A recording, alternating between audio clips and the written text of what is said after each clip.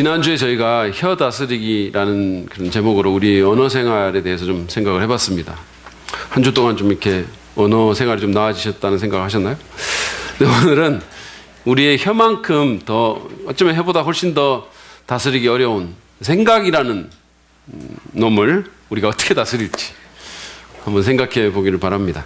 여러분은 이 주제에 대해서 생각해 본 적이 있으세요? 여러분의 생각에 대해서 생각해 보신 적이 있으십니까? 많은 사람들이 자신의 생각에 대해서 별 주의를 기울이지 않습니다. 생각에 대해서 생각하지 않는 거죠. 사실은 생각 자체를 안 하고 사는 사람들도 적지 않은 것 같아요. 요즘 말로 이렇게 멍 때린다는 말이 있거든요. 이 사진 한번 보실래요? 이게 바로 그 전형적인 멍 때리는 표정인데, 그러니까 아무것도 아무 생각도 안 하고 그냥 멍하니 있다는 거예요. 요즘은 이게 골 때리는 세상 멍 때리기로 이기자라는 슬로건을 걸고 이 멍 때리기 대회까지 합니다. 최근에 이렇게 하도 이렇게 생각들을 안 하니까, 다들 생각 안 하니까 최근에 이제 청년들을 대상으로 나온 책 중에 나는 왜 아무 생각이 없을까라는 책이 있어요. 그런 제목을 가진 나는 왜 아무 생각이 없을까? 라는 그런 책이 있었습니다. 여러분 혹시 그런 생각이라도 해본 적이 있으세요? 나는 왜 아무 생각이 없을까? 그런 생각이라도 하면 참 좋을 것 같아요. 근데 여러분 가운데 어떤 분들은 저는요 오히려 생각이 너무 많아서 그게 탈인 것 같아요. 이렇게 말하는 분이 있을지 모릅니다. 근데 제가 질문하고 싶은 건 이거예요. 그 가운데 가치 있는 생각은 얼마나 됩니까? 정말 하나님을 기쁘시게 하고 진리의 실제와 부합하고 여러분의 그 삶의 길을 정말로 더 긍정적으로 이끌 만한 생각은 얼마나 하고 계십니까? 그 질문에 대해서 한번 정직하게 대답해 보시기 바랍니다. 아마도 이렇게 그렇게 썩 긍정적이진 않을 것 같아요. 제가 생각할 때. 사랑하는 여러분, 우리는 우리의 생각을 다스려야 됩니다. 왜냐하면 그 생각이 우리의 행동을 결정할 것이기 때문입니다. 여러분 혹시 그 생각을 심으면 행동을 거두고 행동을 심으면 습관을 거두고 습관을 심으면 성품을 거두고 성품을 심으면 운명을 거둔다라는 그런 말 들어보셨죠? 그렇죠? 그게 생각입니다. 제가 청년 때 어느 책에서 모든 혁명은 처음엔 어떤 사람의 마음속에 있던 생각이었다라는 그런 글귀를 읽고 크게 공감했던 적이 있습니다. 생각의 위력을 한마디로 잘 표현한 글이라고 생각합니다. 성경도 이 생각의 중요성에 대해서 언급을 하면서 잠언 23장 7절 같은 데서는 무릇 그 마음의 생각이 어떠하면 그 사람됨도 그러하다라고 말을 하면서 우리의 생각이 곧 우리가 생각하는 것이 곧 우리 자신이라는 거예요. 여러분은 여러분이 생각하는 그 사람입니다. 그렇다면 진리의 근원이시고 최고의 지성을 지니신 이 온 우주 가운데 가장 아름다운 지성이신 하나님을 믿는 우리 그리스도인으로서 우리는 어떤 생각을 해야 할까요? 어떻게 우리 인생의 그 운명을 결정짓는 그런 이 생각을 잘 다스리며 살 수 있을까요? 어떻게 우리의 사고생활을 업그레이드 시킬 수 있을까요? 우리가 어떻게 하면 좀 더 가치 있는 생각을 하며 살 수 있을까요? 오늘 이 시간을 통해서 그 방안들에 대해서 여러분과 좀 나누기를 원합니다. 우리 생각을 좀 다스리기 위해서 먼저는 우리는 우리 삶뿐 아니라 우리의 기독교 신앙에서 생각이 차지하는 중요성을 인식해야 합니다. 굉장히 중요하다는 거예요. 우리의 삶과 우리의 신앙에서 이 생각이라는 것이 너무 중요하다는 사실을 우리가 인식해야 한다는 겁니다. 많은 분들이 기독교를 감정적인 종교라고 생각을 해요. 왜냐하면 한국 기독교인들의 대체적인 경향이 굉장히 감정적이기 때문입니다. 우리는 울부짖고 막 주여라고 소리치고 자리에서 일어나서 벌쩍벌쩍 뛰고 때로는 정신을 잃고 쓰러지는 그런 그리스도인들의 사진 또는 그런 영상들을 텔레비전이나 미디어를 통해서 접합니다. 제가 미국에 있을 때 가깝게 지내던 미국 목사님이 계셨는데요. 이분이 한국 교회에 철야 기도에 한번 들어가신 거예요. 제가 어땠냐고 물으니까 무서웠다라고 대답했어요. 너무 무서웠어요. 왜냐하면 그게 처음 경험하는 건데 막 불 끄고 막 일단 깜깜한 데서 막 사람들이 울고 막 여러 군데서 막 이곳저곳에서 악쓰고 막 소리 지르고 막 이러니까 그게 무섭기도 하겠다라는 생각이 좀 제가 들었어요. 여러분, 오해하지는 마십시오. 우리가 하나님께 예배할 때, 기도할 때 감정을 표현해야 되지 않는다, 그런 말을 하는 게 아닙니다. 그게 잘못됐다는 뜻이 절대 아닙니다. 우리는 하나님을 예배하면서 감정을 표현해야 됩니다. 예배라는 게 뭐예요? 하나님에 대한 우리의 사랑을 표현하는 건데 어떻게 감정 없이 그런 예배를 드릴 수 있겠어요? 여러분은 여러분의 배우자한테 아무런 감정 없이 여보 사랑한다 이렇게 말합니까? 예? 그러는 분 아무도 없잖아요. 그렇죠? 문제는 감정이 아니라, 또는 감정의 표현도 아니라 생각 없는 감정주의에 있는 겁니다. 우리는 너무 감정에만 치우치는 경향이 있습니다. 근데 사실상 기독교는요, 생각의 중요성을 매우 강조하는 그런 종교입니다. 책의 종교잖아요. 한 예로 예수님은 가장 큰 계명이 무엇이냐는 그 율법학자의 질문을 받고 이런 대답을 하셨어요. 마태복음 22장 37절입니다. 내 마음을 다하고 내 목숨을 다하고 내 뜻을 다하여 주 너의 하나님을 사랑하여라 하였으니 이것이 가장 중요하고 으뜸 가는 계명이다. 여기서 예수님은 마음뿐만 아니라, 우리의 heart뿐만 아니라, 목숨뿐만 아니라, 우리의 soul뿐만 아니라 우리의 뜻을 다해서, 우리의 마인드를 다해서, 우리의 지성을 다해서, 우리의 정신을 다해서 하나님을 사랑하라고 하셨어요. 뜻이라는 게 바로 마인드예요. 생각, 지성, 이성, 정신. 그 하나님을 사랑하고 예배할 때 우리의 온 지성을 다해서 내 모든 생각을 들여서 정신 똑바로 차리고 하나님께 합당한 생각을 하면서 예배드리라는 거예요. 찬양을 할 때도 아무 생각 없이 그냥 감정에 취해서만 부르지 말고 그 가사를 생각하면서 불러야 된다는 겁니다. 말씀을 들을 때도 마찬가지예요. 엉뚱한 생각하지 말고 내 생각의 스위치를 끄지 말고, 말씀 딱 들어가면 벌써 생각 스위치 끄는 분들이 있어요. 일단 스위치 딱 끄는 거예요. 그러지 말고 생각하면서 말씀 들으라는 거예요. 아무렇게나 그냥 듣지 말고. 그러니까 막 이단들이 판을 치고 목사님들이 잘못 가르쳐도 그냥 아무 생각 없이 다 받아들이는 거예요. 여러분 좀 생각하면서 들으세요. 그리고 저한테 지적도 좀, 지적질도 하세요. 괜찮습니다. 우리 한국교, 여러분, 우리는 잘 못하는데, 또는 잘 안 할지 모르지만 안 하는 것 같아요. 안 하는데 한국 교회가 잘하는 게 바로 아멘 복창이거든요. 우리 교회는 안 하십니다. 근데 이게 듣는 분들이 아멘을 안 해야 될 때 아멘을 해가지고 설교자를 당황하게 하는 경우가 있어요. 가룟 유다가 자살했습니다. 근데 아멘 이러는 거예요. 아니 그러니까 무슨 어떤 예를 들면서 그 남편이 자기 배우자를 그렇게 학대했다는 겁니다. 그러니까 아멘 이러는 거예요. 뭐 하는 겁니까? 아무 생각 없이 듣는 거예요. 아무 생각 없이. 여러분, 우리가 생각하면서 정신 똑바로 차리고 예배하라는 거예요. 근데 주님이 하신 이 말씀은 사실은 우리의 예배 의식뿐만 아니라 우리가 삶을 살아갈 때도 아무 생각 없이 살거나 또는 잘못된 생각을 하면서 또는 아주 세속적인 생각을 하면서 사는 것이 아니라 정말 성경적인 생각을 함으로써 하나님께 영광 돌리고 하나님에 대한 사랑을 표현하라는 거예요. 그게 성경에 있는 모든 계명 가운데 가장 크고 으뜸 가는 계명이라고 주님이 말씀하셨어요. 그 말은 하나님께서 우리의 마인드로 사랑하는 것을 가장 중요하게 여기신다는 겁니다.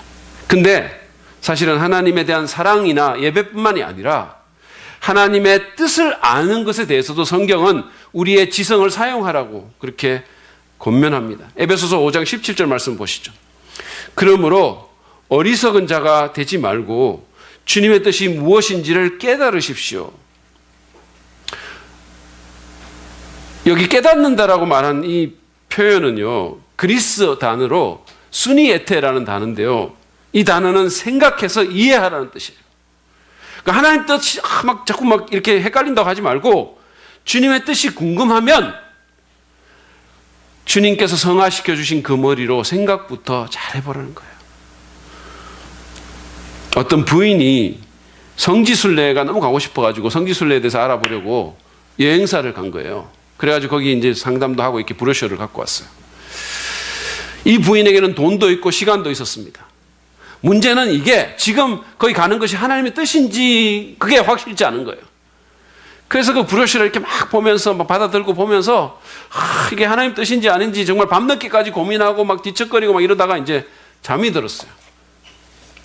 근데 아침에 이분이 딱 깨가지고 이 성지순례 가는 것이 하나님 뜻인지를 확신하게 됐어요. 어떻게 해서 그런지 아십니까? 잠이 깨가지고 침대 옆에 놓여있는 시계를 딱 봤는데 그 시계가 747로 번쩍이고 있었던 거예요. 7시 47분에 일어난 거예요. 747이라는 숫자가 번쩍거리는 겁니다. 근데 그 숫자는 여행사의 그 브로셔에서 봤던 성지행 747 보잉 비행기하고 숫자가 똑같은 거예요.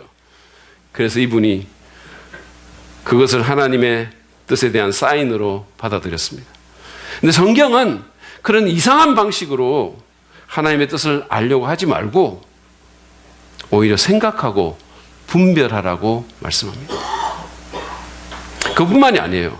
에베소서 5장 15절 같은 데를 보면 우리가 삶을 살아가는데도 정말 어떻게 살아가야 할지 살피라라고 표현했어요. 그 살피라라는 표현 또한 예리하게 생각하라는 의미를 갖고 있습니다. 그리스도인으로서 지혜롭게 살려면 정신줄 놓지 말고 오히려 정신의 눈을 부릅뜨고 냉철하게 생각하면서 살아라는 거예요. 아무 생각 없이 살지 말고. 이처럼 성경은 생각의 중요성을 매우 강조합니다. 제가 사실은 그 원어 사전을 갖고 와가지고 이 성경에 정신이나 생각이나 뭐 마인드나 이런 게 얼마나 많이 나오는가 한번 세보려고 하다가 포기했어요. 너무 많이 나와가지고 그런 단어들이. 여러분 기억하십시오. 생각은 기독교 신앙에서 부수적인 것이 아닙니다. 잘못된 생각을 하거나 생각을 제대로 하지 않으면서 좋은 그리스도인이 될 수는 없는 거예요. 생각이 삐뚤어져 있는데 또는 성경적이지 않은 생각을 하는데 경건한 그리스도인이 될 수는 없는 겁니다.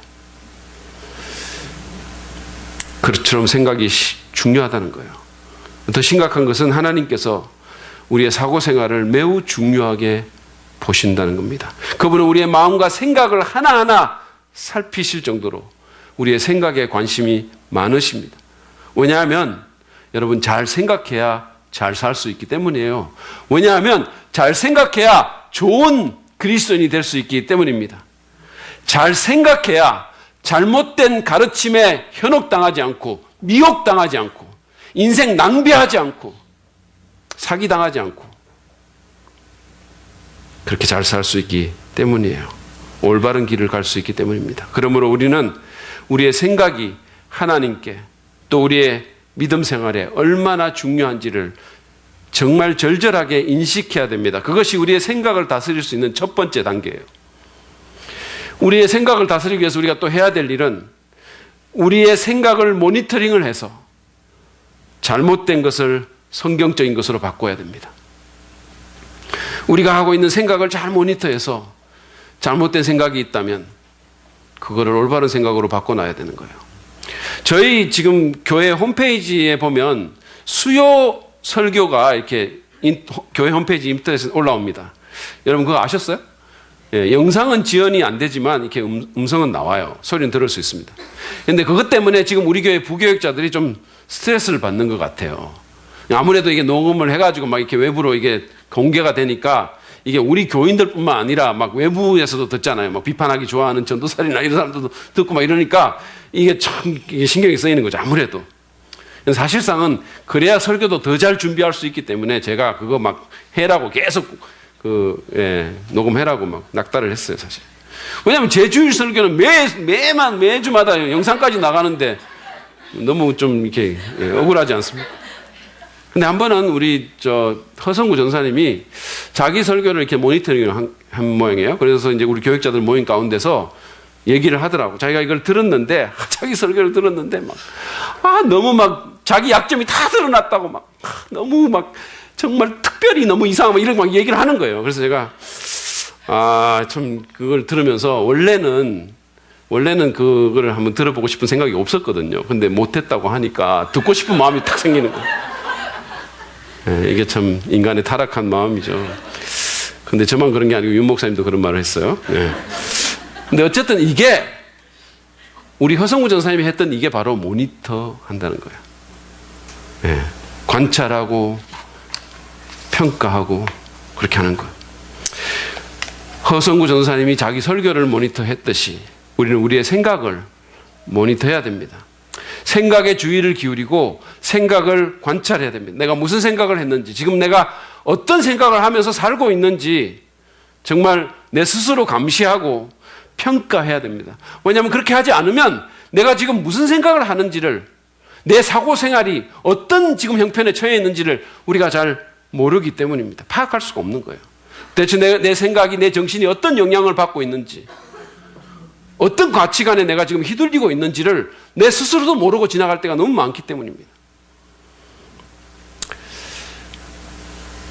여러분이 아시겠지만 성경은 인간이 죄로 인해서 타락한 존재라고 그렇게 가르칩니다. 근데 이거는 사실은 오늘날 우리 인간의 형편을 보면, 아니 자기 자신의 어떤 내면과 행실을 정직하게 직면한다면 인정하지 않을 수 없는 교리라고 저는 생각해요. 인간은 타락했습니다.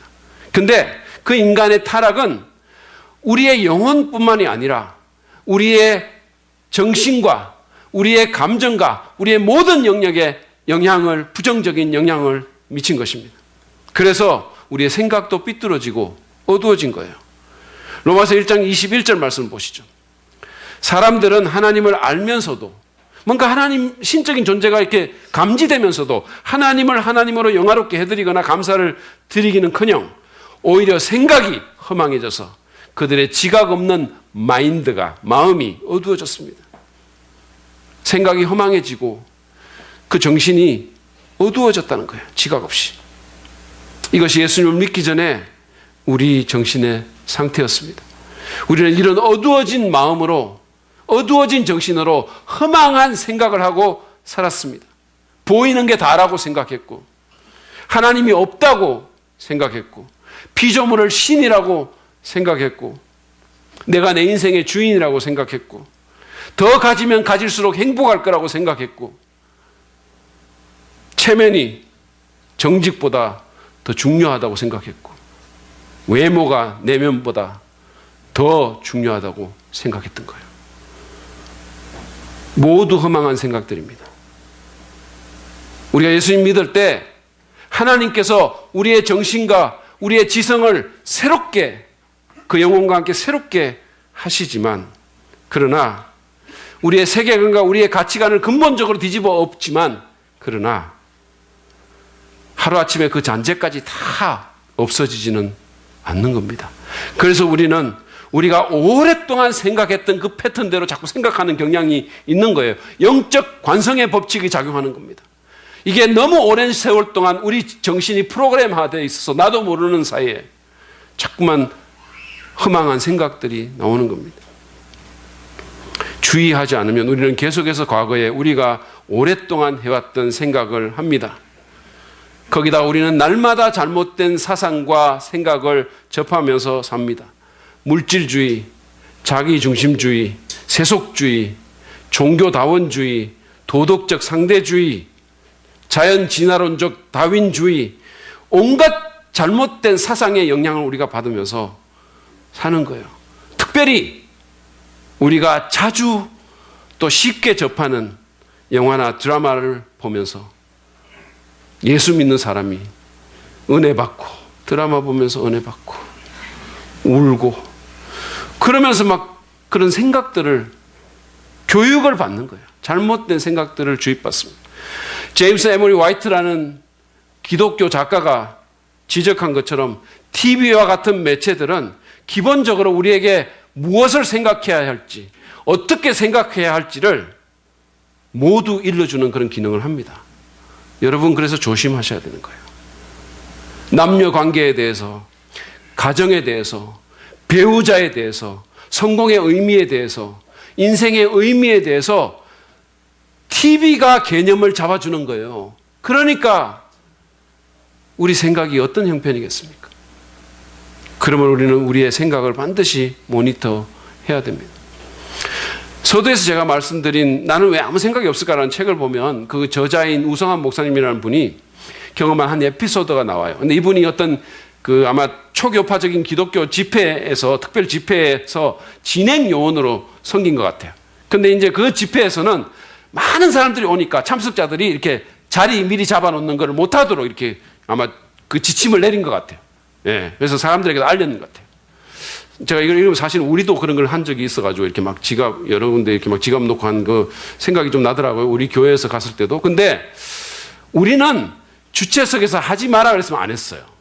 아무 말도 없었기 때문에 한 거지. 근데 이 사람은, 이 책에 나오는 이분은 거기서 하지 마라 그랬는데도 한 거예요. 그래서 이제 진행하는 목사님하고 이렇게 좀 말이 왔다 갔다 했어요. 이 자리 맡은 사람이 이 목사님한테 항의를 합니다. 왜 미리 자리 잡아놓으면 안 됩니까? 이분이 예배에 무슨 자리를 맡습니까? 우리 애들 은혜 받으라고 좋은 자리 잡은 거예요. 그럼 다른 사람은 은혜 못 받아도 됩니까? 아니, 천국은 침노하는 자의 것이잖아요. 천국이 무슨 알밖에 안 됩니까? 말이 안 통하네. 당신이 뭔데 그래요? 당신 전도사야? 목사입니다. 목사라는 말과 함께 상황은 종료됐다고 합니다. 이게 전도사였으면 끝까지 한번 가볼 기세였는데 목사라니까 소지품 챙겨서 떠났다는 거예요. 얼마나 생각이 잘못되어 있습니까? 여러 면에서. 어쨌든 이런 상황이 벌어졌다고 합시다. 우리의 생각을 모니터한다는 말은 이런 경우에 이런 행동을 하게 한 자신의 생각을 살펴보고 평가하는 겁니다. 그런 모니터링을 통해서 이기적이고 자기중심적으로 생각했음을 발견했다면, 또는 세상적인 생각이 자리 잡은 것을 깨달았다면 그 생각을 스스로 비판하고 버리고 이제는 그 생각을 성경적인 생각으로 바꾸는 것입니다. 이런 과정을 우리가 반복하다 보면 우리의 사고생활이 점점 성경적으로, 점점 그리스도인답게 변하게 될 것입니다. 바울은 고린도후서 10장 4절 5절에서 이런 말씀합니다. 우리는 궤변을 무찌르고 하나님을 아는 지식을 가로막는 모든 교만을 쳐부수고 모든 생각을 사로잡아서 그리스도께 복종시킵니다 라고 말했습니다. 우리도 그렇게 해야 돼요. 잘못된 생각에 사로잡혀서 잘못된 행동을 할 것이 아니라 오히려 모든 생각을 사로잡아서 삶의 모든 현장 가운데서, 직장에서, 가정에서, 학교에서 우리가 하는 모든 생각을 사로잡아서 그리스도께 복종시켜야 합니다.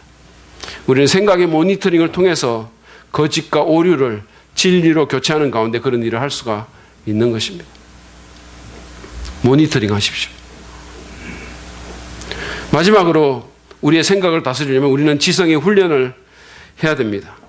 제가 지난주에 혀 다스리기에 대해서 설교하면서도 이 훈련에 대해서 말씀을 드렸어요. 사실 제가 수양회 때도 우리 영적인 훈련에 대해서 말씀을 드렸습니다. 우리가 무언가를 다스리려면 우리는 반드시 훈련해야 돼요. 생각을 다스리기 위해서도 마찬가지입니다. 훈련이 필요해요.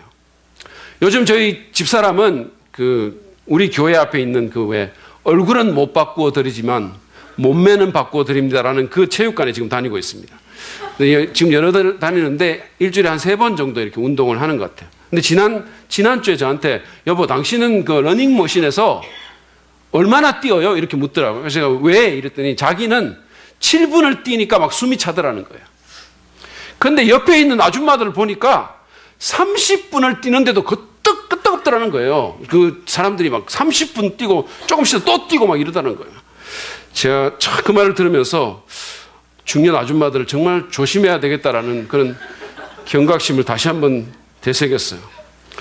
저는요, 사실은 이 러닝머신 위에서 30분 걸어도 막 숨이 차고 막 땀이 비오도 들었는데, 아니, 30분을 뛰어도 끄떡없다는 거예요, 아줌마들이.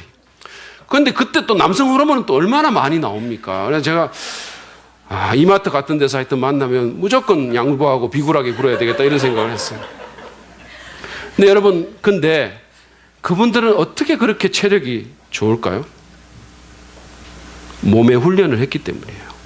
제가 말하고자 하는 포인트는 그거예요. 그전에 했던 건 다 농담이고.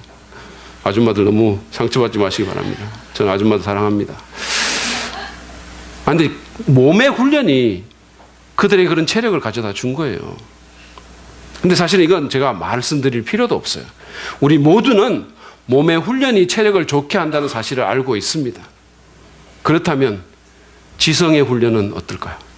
정신의 훈련은 어떻겠습니까? 안타깝게도 많은 사람들이 여기 대해서 잘 생각도 하지 않고 그 필요성도 잘 느끼지 않는 것 같습니다. 우리는 우리가 바른 생각을 하고 우리의 사고 생활을 업그레이드를 시키려면 반드시 우리 지성의 훈련을 해야 한다는 사실을 깊이 인식해야 됩니다. 자, 그렇다면 우리가 어떻게 훈련해야 할까요? 제가 몇 가지를 제안을 드리겠습니다. 먼저는 생각을 가려하는 훈련이에요. 생각을 가려하는 훈련입니다. 우리는 우리가 하는 생각을 선택할 수 있어요.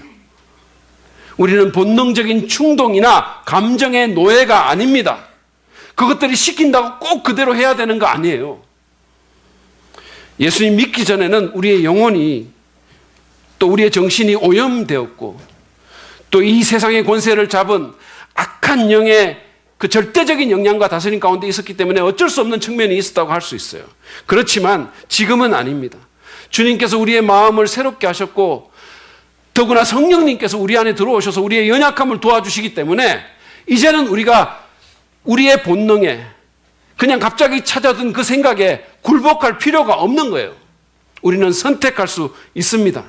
사랑하는 여러분, 우리는 하나님의 형상을 지닌 사람이에요. 우리는 선택할 수 있습니다. 그래서 바울은 빌립보서 4장 8절에서 이렇게 말합니다. 마지막으로 형제자매 여러분, 무엇이든지 참된 것과 무엇이든지 경건한 것과 무엇이든지 옳은 것과 무엇이든지 순결한 것과 무엇이든지 사랑스러운 것과 무엇이든지 명예로운 것과 또 덕이 되고 칭찬할 만한 것이면 이 모든 것을 생각하십시오. 참된 생각, 경건한 생각, 옳은 생각, 순결한 생각, 사랑스러운 생각, 명예로운 생각을 선택하라는 거예요.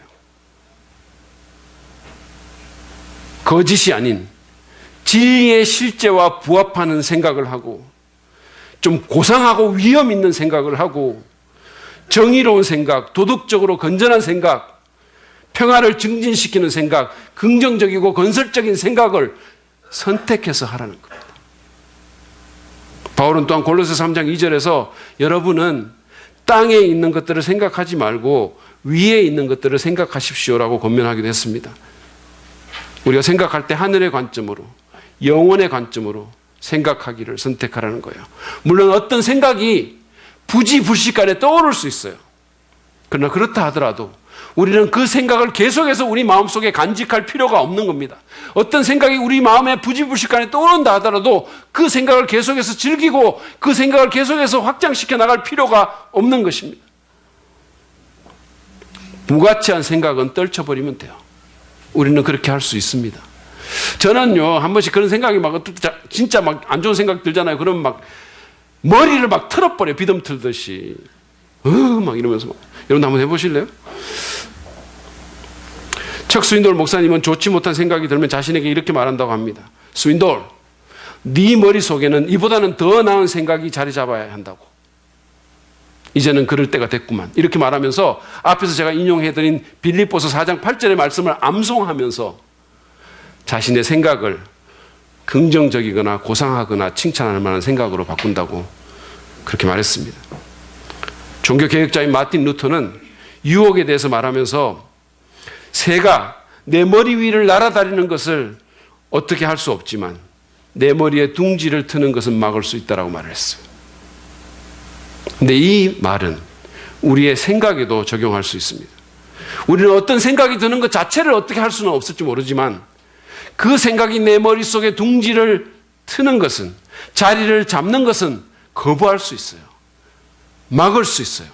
선택할 수 있습니다. 그러므로 여러분 생각을 가려하는 훈련을 하십시오. 든다고 다 생각하지 말고 가려서 선택하세요. 여러분에게는 그럴 만한 권리가 있습니다. 또 하나는 좋은 책을 읽는 훈련입니다. 여러분은 1년에 몇 권의 책을 읽으시나요? 하루에 얼마의 시간을 책 읽는데 투자하십니까? 2014년도 문화체육관광부 통계에 의하면 우리나라 성인의 평균 독서량은 1년에 9.2권이었습니다. 9.2권. 그러니까 한 달에 한 권도 안 읽는다는 거예요. 제가 계산을 해보니까 정확하게 0.77권이에요. 한 달에. 이거는 미국의 한 달 평균인 6.6권, 6권 넘는 6.6권, 일본의 6.1권에 비해서 크게 떨어지는 그런 양이에요. 한국의 성인이 책 읽는 데 투자하는 시간은 하루에 약 24분 정도 되었습니다. 채 30분도 되지 않는 거예요. 1000만 관객 영화가 1년에 몇 개씩이나 되고 드라마와 음악과 인터넷 잡지와 기사와 신문이 정말 홍수를 이루는 그런 우리의 다른 문화 여건과 비교를 하면 너무 열악한 상황인 거예요. 여러분, 우리는 책을 읽어야 됩니다.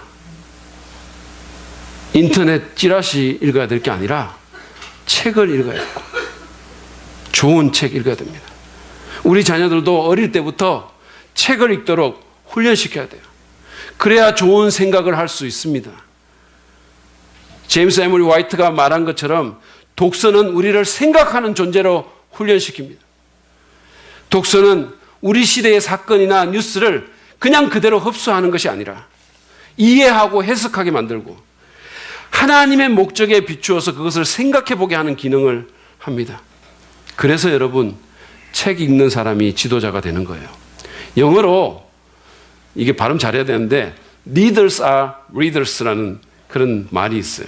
이게 우리 한국 사람들이 L자도 발음 잘 못하고 R도 못하는데 조심해서 합니다. Leaders are readers. 예, 그냥 읽으세요. 예. 근데 어쨌든 이 말이 무슨 말입니까? 지도자는 책 읽는 자다라는 거예요. 모든 책 읽는 사람이 지도자가 되지는 않지만 그러나 모든 지도자는 독서가입니다. 책 읽는 사람이에요. 기독교 최고의 지도자인 바울도 책을 읽는 사람이었어요. 그는 노년의 감옥에 갇혀 있으면서 정말 그 형편없는 환경 가운데 있으면서도 디모데에게 성경책과 다른 책들을 가져오라고 그렇게 시켰어요. 디모데후서 4장 13절입니다. 그대가 올 때 내가 드로아에 있는 가보의 집에 두고 온 외투를 가져오고, 왜냐하면 추우니까, 너무 추우니까 외투를 가져오고, 또 책들은 특히 양피지에 쓴 것들을 가져오십시오. 복수를 썼어요. 책들을 가져오라고 얘기했어요. 읽을 책들을 가져오라는 겁니다. 이미 나이가 많이 들었어요. 지금 열악한 감옥에 있습니다. 그럼에도 불구하고 정신의 훈련을 게을리하지 않았던 것입니다. 그러니까 그토록 선한 영향을 끼칠 수 있었던 것이죠. 여러분, 책 읽는 훈련 하시기 바랍니다. 여러분이 책을 읽기로 작정만 한다면 우리 교회만큼 좋은 환경이 없어요. 여기서 1층만 올라가시면 수천 권의 책이 여러분을 기다리고 있습니다. 제발 저를 좀 선택해 주세요. 일반 서적, 종교 서적 다 있습니다. 양서들이 있어요.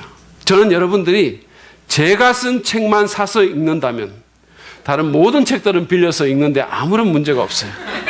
전혀 개의치 않을 겁니다. 사실 이것도 농담인데 여러분, 사실은 좋은 책은, 진짜 좋은 책은 사서 읽는 게 좋아요. 왜냐하면 줄 긋고 글 쓰고 막 거기다 뭘 해야 되기 때문이에요. 그러면 훨씬 더 효과가 있습니다. 어쨌든 하루에 30분만 독서하는데 쓰십시오. 그러다가 좀 익숙해지면 1시간으로 늘리십시오. 여러분의 생각이 달라질 겁니다. 그리고 여러분은, 만약에 여러분이 책 읽는데 1시간을 투자한다면 대한민국의, 지적인 면에서 대한민국의 상위 10% 안에 들어가게 되는 거예요. 물론 책 중에 책인 성경은 신앙인으로서 당연히 읽어야 합니다. 이번 주에 구약 1도 끝나는데 여러분 읽고 계시나요? 우리가 성경을 1년에 1독을 읽으려면 하루에 10분에서 15분만 투자하면 돼요. 하루에 4장만 읽으면 성경 1독 할 수 있습니다. 좋은 책들과 성경책을 읽는 훈련을 하십시오. 매일 우리가 1시간씩만 투자한다면 우리의 생각은 더 깊어지고 우리의 인생도 더 풍요로워질 것이고 그리스도인으로서의 영향력도 증대될 것입니다. 다르게 생각하면서 살 수 있어요. 마지막으로 제가 하나만 더 말씀드리면 묵상하는 훈련입니다. 그래서 마치 소가 되새김질을 하듯이 내가 읽었거나 겪었던 것의 의미를 조용히 되새기는 겁니다. 성경은 우리에게 종종 묵상할 것을 명령합니다. 여호수아 1장 8절이 그 대표적인 예죠. 하나님은 이스라엘의 새 지도자가 된 여호수아에게 성경책을 계속해서 읽을 뿐만 아니라 그 읽은 것을 묵상하라고 했습니다. 그것에 그 인생의 성패가 달려있다고 말했어요. 한번 보시죠. 이 구절. 이 율법책을, 성경책입니다. 내 입에서 떠나지 말게 하며 주야로 그것을 묵상하여 그 안에 기록된 대로 다 지켜 행하라. 그리하면 내 길이 평탄하게 될 것이며 네가 형통하리라. 오늘날 우리가 사는 세상은 너무 시끄럽고 그 속도가 너무 빠릅니다. 그래서 사람들이 이 묵상의 기술을 잃어버렸어요. 묵상 잘 하지 않습니다. 고요함을 잘 견디지 못하고 잠시도 가만히 있지를 못하는 거예요. 제가 엊그제 이 사거리에서 이렇게 신호등을 기다리는데 제 앞에 어떤 청년이 있는, 멋지게 차려입은 청년이 있는데 귀에는 이어폰 꽂고 그 신호등 기다리는 그 짧은 시간 동안 정말 계속 한쪽 다리를 떠는 거예요. 계속해서. 잠시도 가만히 있지 못하는 거예요. 내가 언제 그칠까 싶어서 계속 봤거든요. 끝까지 떨다가 가더라고 하여튼. 잠시도 멈추어 가만히 있지 못합니다. 삶의 템포가 빠를수록 여러분, 우리는 잠시 멈추어 묵상하고 성찰하는 시간을 가져야 됩니다. 그래야 방향을 제대로 잡는 거예요. 속도가 빠른데 방향까지 잘못되면 재앙이에요. 우리가 성찰하고 묵상해야 충만한 영과 깊은 생각을 할 수 있습니다. 제가 가르치는 신학교의 총장이신 김남주 목사님이라는 분이 있어요. 이분은 고아원 출신입니다. 우리 예전에 있던 김성진 전사의 아버님이세요. 이분은 가난으로 인해 가지고 고아원에 버려졌습니다. 그래서 성질이 삐뚤어졌고 비행 청소년이 됐어요. 제대로 된 교육을 받지 못하는 건 말할 것도 없죠. 근데 그런 그에게 하나님이 다가오셨어요. 그래서 그는 자기 같은 사람을 찾아와서 자기 같은 사람을 위해서 독생자 예수 그리스도를 십자가에 희생하신 하나님의 그 사랑과 은혜에 너무 감격을 한 거예요. 그래서 예수님을 구주로 믿었습니다. 그리스도인이 됐고 나중에 시간이 지나서 이분이 목사로서 하나님의 부르심을 받았어요. 근데 이분이 젊은 시절 어느 날에 하루는 자기가 주무시는 그 인근 어떤 사찰이 있었던 것 같아요. 근데 그 사찰에 목탁 소리에 이분이 잠을 깬 거예요. 그래가지고 이제 잠을 깨가지고 이렇게 시계를 보니까 2시 반인 거예요. 새벽 2시 반. 그래서 이분이 어떻게 생각했냐면 스님도 2시 반에 깨는데 하나님의 은혜를 그토록 받은 내가 스님보다 30분은 더 일찍 깨야 될 거 아닌가. 이래가지고 그 다음 날부터 새벽 2시에 깨기 시작했다는 거예요. 그래서 특별한 일이 없는 한 수십 년을 새벽 2시에 깨는 거예요. 제가 기숙사에서 이분이 주무실 때 보면 어떤 교수님들은 잠자러 들어오는데 이분은 깨서 나가세요. 여러분, 새벽 2시에 깨서 뭐 하겠습니까? 8시에 아침을 먹는다고 하더라도 6시간이라는 시간이 있는 거예요. 그 긴 시간 동안, 그 고요한 시간 동안 그분은 성경 보고 책 읽고 묵상하고 기도하고 성찰하는 시간을 가진다고 했습니다. 그래서 그 시간이 비행 청소년인 자신을 도끼 오른 고아원 소년을 목사로, 저술가로, 신학교 총장으로 만들었다고 얘기를 했어요. 지성과 영성의 훈련이 그의 생각과 그의 인생을 바꾼 것입니다. 우리도 그런 훈련을 합시다. 오늘 결심합시다. 그럴 때 생각을 다스릴 수 있고 더 나은 생각, 더 충만한 영, 더 풍성한 인생을 살 수 있습니다. 오늘 우리는 생각 다스리기라는 제목으로 우리의 사고생활에 대해서 좀 살펴봤습니다. 여러분의 사고생활은 어떠신가요? 여러분은 성경적으로 생각하십니까? 여러분의 세계관과 가치관은 진리의 실제와 부합하십니까?